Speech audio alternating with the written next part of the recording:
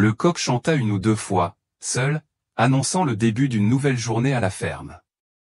Le brouillard couvrait encore la cour, et le bois de la maison craquait dans la fraîcheur matinale. Miguel était déjà debout, les yeux gonflés de sommeil, le corps endolori. Il portait un t-shirt fin et un vieux short qui couvrait à peine les bleus des nuits précédentes. Ses sandales usées résonnaient sur le sol sec tandis qu'elle se dirigeait vers le poulailler, un seau de maïs à la main. Le silence matinal était rompu par le grincement de la porte de la cuisine. Clara apparut, l'air renfrogné, le visage sec, le regard sombre. Elle tenait la ceinture qui était désormais presque une extension de son corps. « Relève la tête, petite, cria-t-elle. Tu crois vraiment pouvoir te promener le nez en l'air maintenant?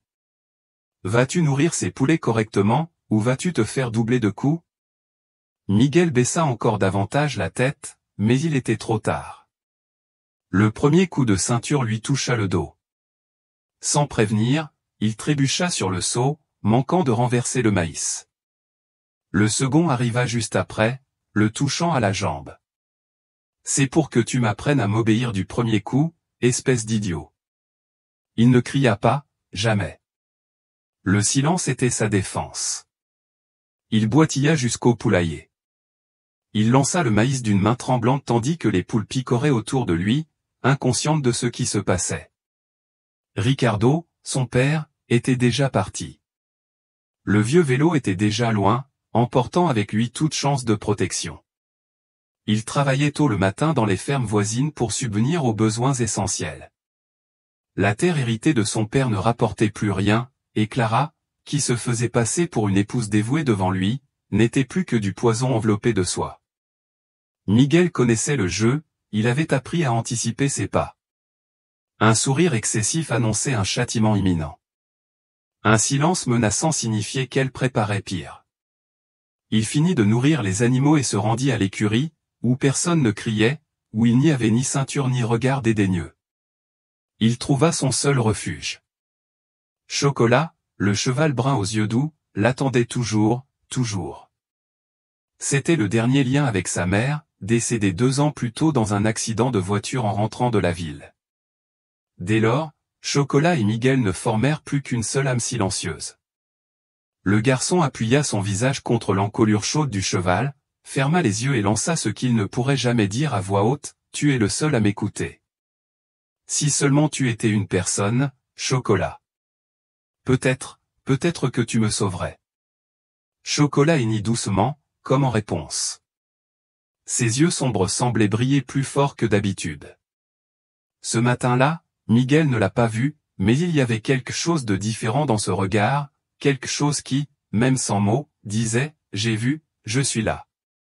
La fin de l'après-midi s'abattit sur la ferme, plongeant tout dans une teinte dorée et silencieuse. La brise était fraîche, et l'air sentait la terre humide et la fumée d'un feu de camp lointain.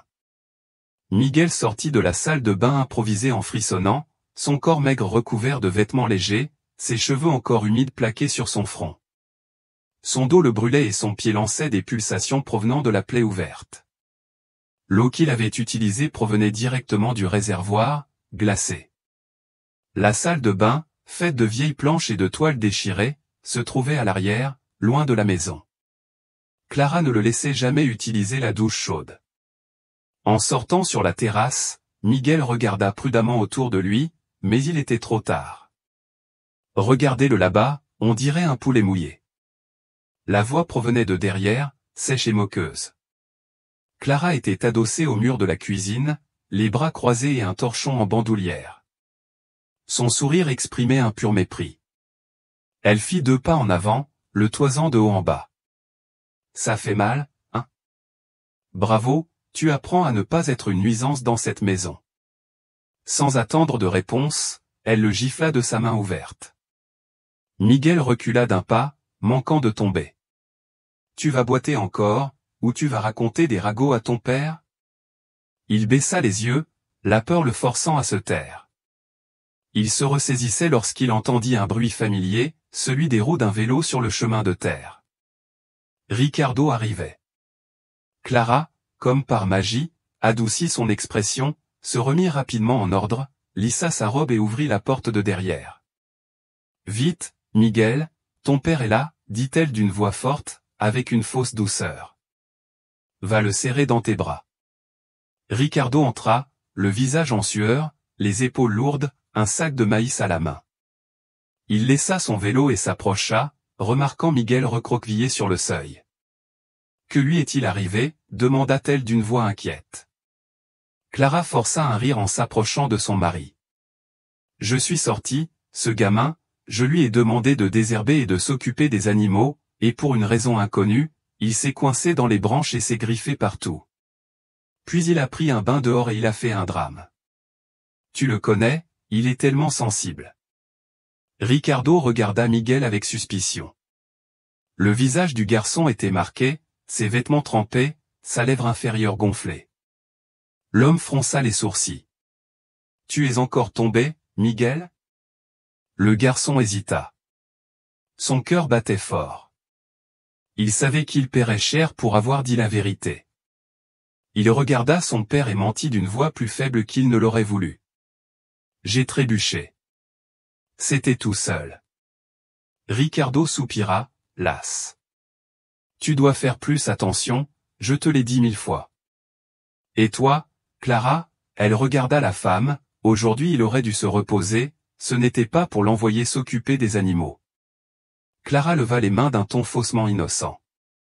Bien sûr, ma chérie, j'ai seulement demandé de l'aide parce que je pensais que tout allait bien. Pardonne-moi, c'était un malentendu. Ricardo secoua la tête, épuisé. Clara lança un dernier regard à Miguel, froid et menaçant. Puis elle sourit à nouveau. Miguel se tenait sur le seuil, l'eau froide coulant encore sur le sol. Il le savait, cette nuit ne finirait pas paisiblement. L'aube s'installait lentement sur la ferme, enveloppant tout d'un silence dense et pesant. Les murs de bois craquaient par moments, comme s'ils murmuraient d'anciens secrets. Depuis la pièce voisine, le ronflement de Ricardo remplissait l'air d'un rythme régulier, étouffé, presque réconfortant. Si Miguel ignorait ce qui allait suivre, il était allongé sur le côté, les yeux ouverts dans le noir, incapable de dormir. Son corps le faisait souffrir, partout, ses jambes, son dos, son pied, infectés par un accident survenu quelques jours plus tôt. L'oreiller était fin, le matelas un morceau de mousse déformé, mais ce n'était pas ce qui l'empêchait de dormir. C'était la peur. Le temps sembla s'être arrêté lorsque la porte de la chambre grinça lentement. Le vieux bois annonça ce qu'il savait déjà, Clara était là. Miguel ne bougea pas, il écoutait simplement ses pas légers traverser le sol avec précision. Il savait exactement où poser le pied pour ne pas faire de bruit.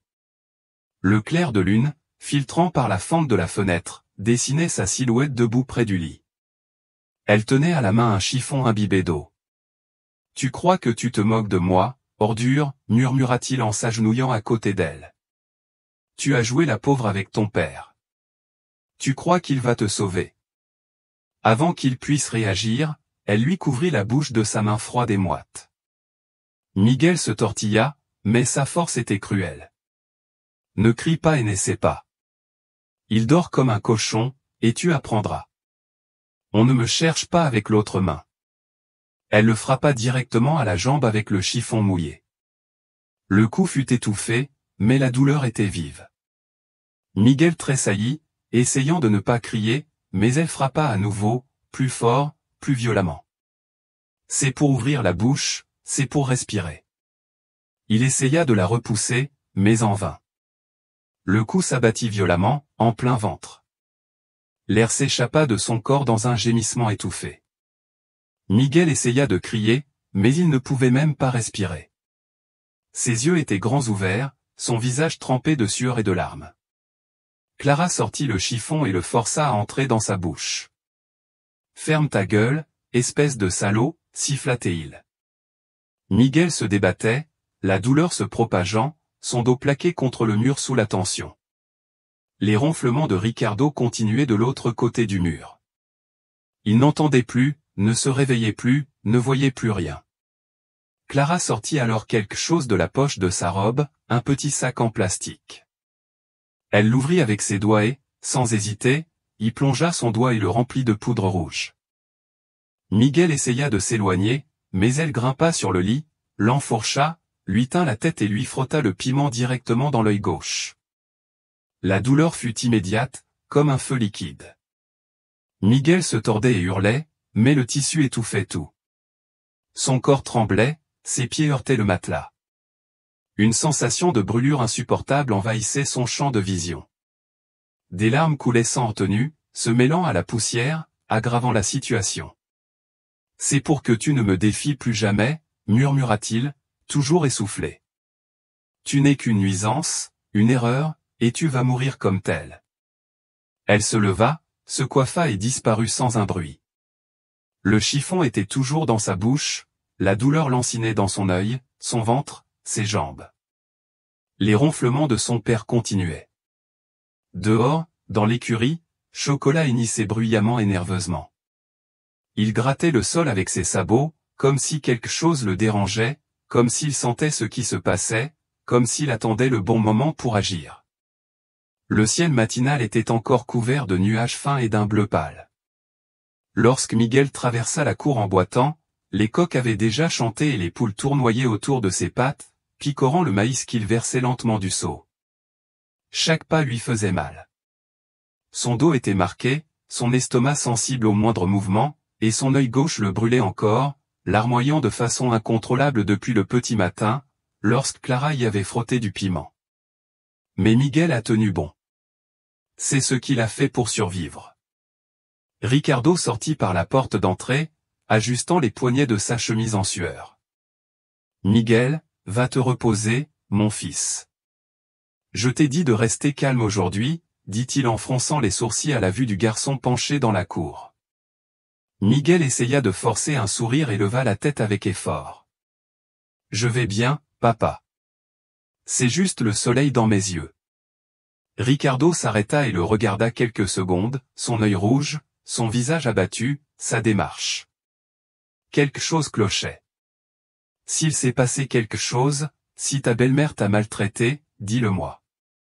Je ne veux pas de mensonges. » Sa voix était ferme mais inquiète. Miguel déglutit difficilement. Il savait que Clara l'écoutait.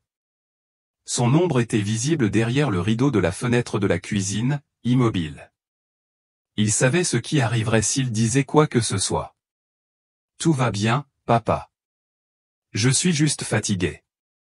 Il ne s'est rien passé. » Ricardo le regarda une fois de plus avec suspicion, mais hocha simplement la tête. Il enfourcha sa moto et s'éloigna, disparaissant sur le chemin de terre.